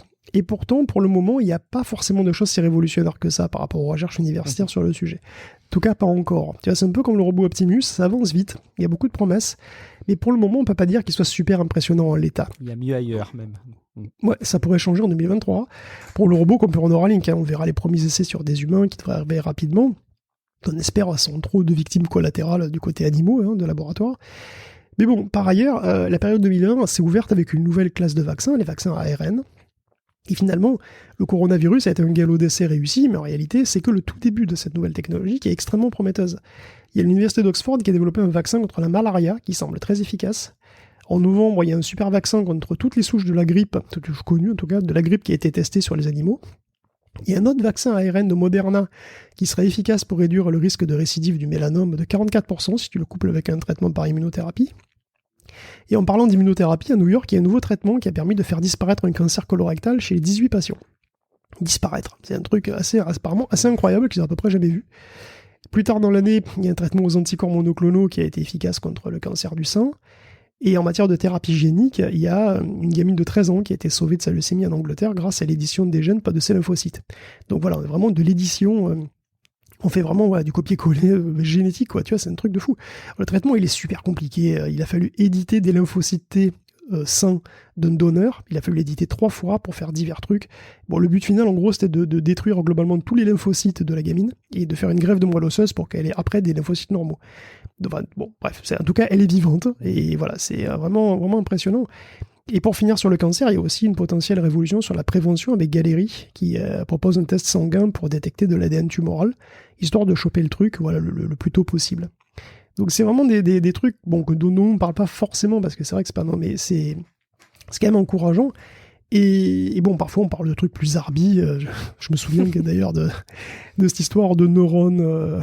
de je sais plus quoi, là, de neurones de souris qu'on faisait pousser pour faire jouer à Pong. Oui. Tu te souviens ça? Oui, je me rappelle de ce truc qui était très dérangeant, effectivement. Mais il y a eu des trucs zarbi cette année aussi, hein, comme les organes de porc mort depuis 1 heure qui sont revenus à la vie, je sais pas si on en avait parlé. Alors ça, je me rappelle pas, ça me dit vraiment non, rien. je crois pas. C'est pas des porcs complets qui ont été ramenés à la vie, hein, mais bon, c'était des porcs morts, voilà quoi, des cochons. Ils ont injecté un truc, alors, bon, ils ont injecté à côté du sang de cochon, mais aussi 13 composés bizarres dans le sang. Et donc plein de trucs qui se sont remis à fonctionner dans le cochon mort. D'accord, ok. Alors c'est complètement dingo, et ça peut même remettre en question la définition même de la mort, hein, parce que finalement, oui. le cœur s'est remis à battre et tout, il y a plein de trucs qui se sont remis à marcher, c'est un truc de fou. Alors, ça permet l'espoir de créer des cochons zombies, déjà, ce qui est quand même, quelque chose. C'est génial. Pour les jeux vidéo, c'est super. N'est-ce pas? Et puis, peut-être de mieux conserver ou sauver des organes qu'on croyait perdus, hein, plus sérieusement. Mais bon, il y a ce genre de truc qui arrive des fois un peu Frankenstein. Dans le style Frankenstein, il y a aussi la souris synthétique de cet été. Alors, c'est pas une vraie souris, hein, c'est un embryon de souris qui a été créé à partir de cellules souches, mais sans sperme, ni œuf, ni rien, une sorte d'embryon synthétique. Ils ont créé ça dans des bioréacteurs, d'ailleurs. C'est même pas un utérus de souris, c'est vraiment un bioréacteur, comme dans la SF, tu vois, de la SF bien comme il faut. Et bon, ça ouvre la possibilité d'étudier l'embryogenèse à l'aise, hein. Peut-être aussi, va savoir de cultiver un rein de rechange dans une cuve, au besoin, comme ça, ou un clone de ton fils préféré, au besoin, va savoir. Bon, c'est le truc qui est très... on n'en parle pas beaucoup, mais c'est parce que, bon, voilà, moi je peux vraiment pas trop spécialiser dans le sujet, c'est un peu compliqué pour moi, mais honnêtement, il y a aussi des avancées en biotechnologie qui sont assez dingues. Et bon, peut-être qu'il faudra en parler un petit peu plus. Évidemment, tout cela soulève aussi sans doute pas mal de questions éthiques, donc je vais surtout pas parler, parce que c'est beaucoup trop compliqué, puis on en a bien assez avec nos propres sujets, quoi. Ouais, effectivement. Il y a aussi un autre point à relever, c'est que le domaine de la biologie, de la médecine de manière générale, suit sa propre temporalité. C'est-à-dire qu'à partir du moment où on a réussi à développer un truc, le tester, le mettre à disposition. Ouais, ça, après, c'est vrai que tout ça, ouais, malheureusement, c'est vrai que toutes ces espoirs de traitement dont j'ai parlé, ça peut prendre 5 ans, 10 ans avant que ça soit, tu vois. Effectivement. Mais c'est quand même chouette d'identifier des choses qui avancent et c'est forcément des progrès pour l'humanité. Donc, modulo l'aspect éthique que tu évoquais rapidement. On va les mettre de côté, ces sujets qui sont bien trop sérieux pour nous et bien trop sérieux pour un ultime épisode de Tech Café de l'année 2022. Et puis, on va terminer avec notre café, notre digestif, à minima notre fromage habituel de Tech Café, celui qu'on aime bien pour finir comme ça un bon repas. C'est la section jeux vidéo, Guillaume, parce que oui, on a quand même des petites choses à souligner. C'était l'année des cartes graphiques. Est-ce qu'elles allaient encore plus difficilement être dispo ou est-ce qu'il allait y avoir un mieux? J'ai le sentiment qu'il y a un petit mieux quand même, d'ailleurs. Notre fromage. Donc des fois c'est du Roquefort, des fois c'est du brie, des fois c'est, je sais pas trop. Du brie de Meaux, du brie de Melun. Ouais, bah écoute, alors là c'est quoi? Est-ce que c'est un brie? Alors je sais pas. En tout cas, ça parle. Enfin, on va parler, on va conclure sur les Radeon 7900 qui sont sortis et ont été testés un peu partout. Et dans une certaine mesure, on est quand même un peu dans la même situation que chez Nvidia. Donc c'est des cartes qui sont puissantes. Ça consomme beaucoup plus pour un tout petit peu mieux, c'est ça? Bah, c'est des cartes qui sont très puissantes, mais qui sont aussi chères, qui consomment pas mal, c'est vrai, qui en l'occurrence chauffent aussi beaucoup, plus en l'occurrence que les RTX 4000. Mais bon, à première vue, c'est quand même assez cool. La XTX bat pratiquement tout le temps la 4080 en étant $200 moins cher. C'est aussi des cartes qui sont plus compactes que les Nvidia, ce qui peut avoir son intérêt quand on n'a pas un énorme PC. Elles sont aussi plus efficaces au niveau énergétique que les Radeon 6000. Elles sont bien meilleures en ray tracing aussi que la génération précédente. Mais elles ont ce sont des bonnes cartes.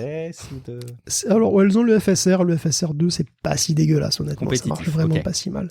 C'est pas si terrible. Et bon, c'est des bonnes cartes très puissantes, mais bon, on est dans le même cas. Enfin, on est quand même dans de la carte chère. Hein. C'est $1000 pour la XTX. Hein. Je vais pas regarder le prix, mais à mon avis, ça va être encore bien plus cher que ça en Europe, et ça consomme quand même beaucoup, hein, 355 watts pour la XTX et 315 watts pour la XT, donc ça fait quand même beaucoup. Il y a un placement tarifaire débile, exactement comme chez Nvidia, puisque la XTX est beaucoup plus avantageuse en termes de performance par dollar que la XT, qui est vraiment pas beaucoup moins cher en plus. Hein. Et c'est le même syndrome entre les 4090 et 4080. Donc la XT sert à rien, hein, comme la 4080 un peu, et on se retrouve finalement, enfin, même pire que la 4080, et donc on se retrouve cette année avec deux cartes super chères qui consomment comme des cochonnes, quoi. C'est un peu bon. Franchement, même $1000, c'est vrai que c'est moins cher que Nvidia, mais enfin ça reste trop, quoi. Je veux dire, à part quelques youtubeurs et streamers qui va acheter des cartes à $1600 ou même à $1000. C'est pour ça que pour moi, finalement, les cartes de l'année, ben, c'est pas les AMD Nvidia, c'est les cartes Intel. Alors déjà, tout simplement parce qu'un nouvel acteur sur le segment des cartes graphiques dédiées, c'est pas tous les jours. Ça peut que te réjouir, ça, oui. Et puis, parce que finalement, ben, elles se sont pas si mal débrouillées, hein, parce qu'Intel a eu beaucoup de mal à les sortir, ces cartes, hein, mais bon, elles sont arrivées, et elles visent le milieu de gamme, et elles ont des performances à la hauteur de leur objectif, quoi, tu vois, 3060, 3070 globalement, et elles ont une richesse fonctionnelle pas dégueu, hein. Elles ont XESS pour pallier à l'absence de DLSS, elles ont du ray tracing, elles ont des codes de la V1, elles ont le code de la V1 aussi. Tout ça pour des prix raisonnables, des drivers qui mûrissent aussi, parce que bon, on avait mentionné que par exemple, quand elles étaient testées, les ARC, elles avaient des performances étonnamment basses sur les vieux titres. Sur DirectX 9, c'était pas rédhibitoire, hein. Bon, voilà, peu de gens probablement jouent encore beaucoup à ces titres DirectX 9 exclusivement, et puis c'est des vieux jeux, donc même en entrée de gamme, ça suffit pour avoir un framerate jouable, quoi. Mais bon, 2 mois après, il y a des nouveaux drivers Intel qui sont arrivés pour doubler les performances pour ces jeux-là. Il y a du suivi en plus, c'est très bon. Et voilà, il y a du suivi, et donc ça corrige une sorte d'anomalie pour ces cartes qui faisaient mauvais genre, mais ça veut dire surtout qu'il y a du suivi, qu'Intel il est vraiment impliqué dedans et qu'il veut vraiment faire les trucs bien. Et Raja Koduri, leur architecte, a dû donner une interview il y a pas très longtemps, dans laquelle il tacle un peu Nvidia quand même. Et bon, alors les prochaines cartes donc, seront Battlemage et Celestial, elles auront des consommations de 200 à 225 watts, pas plus. Parce que Intel refuse de se lancer dans une surenchère de watts. De même, Intel va cibler le client mainstream. Tu vois, il veut des cartes à prix abordable pour qu'ils ciblent le grand public. Bien mieux que d'autres marques, tu vois. Donc, franchement, oui, ok, peut-être qu'elles seront moins puissantes dans l'absolu. Mais enfin, des cartes efficaces à 300, 400 euros qui consomment autour de 200 watts, moi, c'est du miel pour mes oreilles. Hein, parce que moi, je veux dire, une 4090, c'est super, mais je veux dire, ça m'intéresse pas plus que ça. Moi, les cartes à 2000 balles. 2000 balles, c'est le prix aujourd'hui d'une 4090 chez Material.net. Bon, ben voilà. Donc, voilà, il faut suivre avec intérêt les cartes Intel, je pense, parce que si Nvidia et AMD continuent comme ça, ils ont un boulevard en réalité pour s'imposer sur le marché. Pourvu qu'ils arrivent à produire les cartes, bien entendu. Bien sûr, il faut qu'elles soient à disposition. Mais c'est quelque part, je retiens que c'est un petit peu la carte graphique du bon père de famille, quoi. Enfin, il y a rien de péjoratif hein, de mon côté. Mais au niveau rapport qualité-prix, c'est pas dégueu. Hein. Intéressant, très intéressant. Ouais, je l'avais pas vu venir, tu vois, celle-ci. Et notamment quand tu parlais des Intel Arc et des solutions d'Intel en matière de carte graphique, j'étais pas forcément convaincu et pas forcément prêt pour ce bilan. Bah, écoute, on le retient. C'est intéressant pour ton clin d'œil. Et puis, un dernier clin d'œil pour dire que, alors je t'ai demandé quelles étaient les expériences vidéoludiques que tu voulais partager pour 2022. J'ai le sentiment que t'as pas eu vraiment la possibilité de plus jouer que ça. C'est intéressant, j'ai pris tout le temps que tu avais disponible habituellement pour ça, pour moi-même jouer de mon côté. Mais par contre, tu as mieux, Guillaume. Tu as mieux. Oui. Tu as le GOTY selon Pornhub. Parce qu'évidemment, il faut terminer l'année avec les recherches Pornhub jeux vidéo les plus populaires. Et oui, parce que bien entendu, alors voilà, je vais surprendre personne en disant que sur Pornhub, il y a énormément de recherches pour des personnages de jeux vidéo. Donc quels sont les jeux vidéo les plus recherchés sur Pornhub? Et là j'ai peur, j'ai quand même peur parce que s'il y a des trucs, si tu veux, qui honnêtement ça me choque pas. Overwatch, Genshin Impact, ok, Cyberpunk, ok, pas de souci, je comprends, il n'y a pas de problème. Fortnite, League of Legends, je veux bien, même si je connais pas vraiment les persos, ok. Resident Evil, il y a les Dimitriescu, voilà, Grand Theft Auto 5 à la limite, bon d'accord. Tout ça, j'accepte, mais Minecraft sérieusement, Minecraft, Pokémon, il est quand même... Non mais c'est parce qu'en plus, si tu veux, là j'ai donné les trucs dans le désordre, mais bon, le premier... C'est le sex appeal de Sacha, ça. Deuxième, c'est Overwatch, Genshin Impact est en 3, mais Minecraft est en 4 quand même. Minecraft est la recherche porno la 4e plus populaire sur Pornhub. Et juste après, il y a Pokémon. Alors, je veux bien qu'il y ait des personnages féminins dans Pokémon, mais quand même. Et quand je vois que le 13e, c'est Roblox, et que le 16e, c'est Among Us, attends. C'est vrai qu'Among Us, c'est cool. Among Us. Et Splatoon, on en parle ou pas? Alors, Splatoon, les tentacules, je sais pas, je veux bien, je juge pas, mais Among Us, c'est sérieux? Et alors, le plus beau, c'est que le dernier, le dernier qu'on va mentionner, c'est le 20e, c'est Cuphead. Cuphead, c'est une esthétique, on va dire.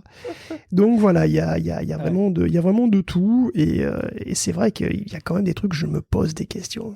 Est-ce qu'il y a quand même pas un peu une démarche là-dedans de je me suis trompé de moteur de recherche? Parce que... Mais pas pour que ce soit à ce point, enfin je veux dire... C'est fou. 13e je vais aller Roblox. sur Pornhub et je vais tester, tiens. Mais qu'est-ce que tu veux faire? On va aller sur Pornhub, on va tous les tester et voir ce qui sort, parce que là, c'est pas possible. On vous dira dans notre premier épisode de 2023 si c'était convaincant ou pas. Merci beaucoup Guillaume de terminer avec cette note de sourire qui fait bien plaisir.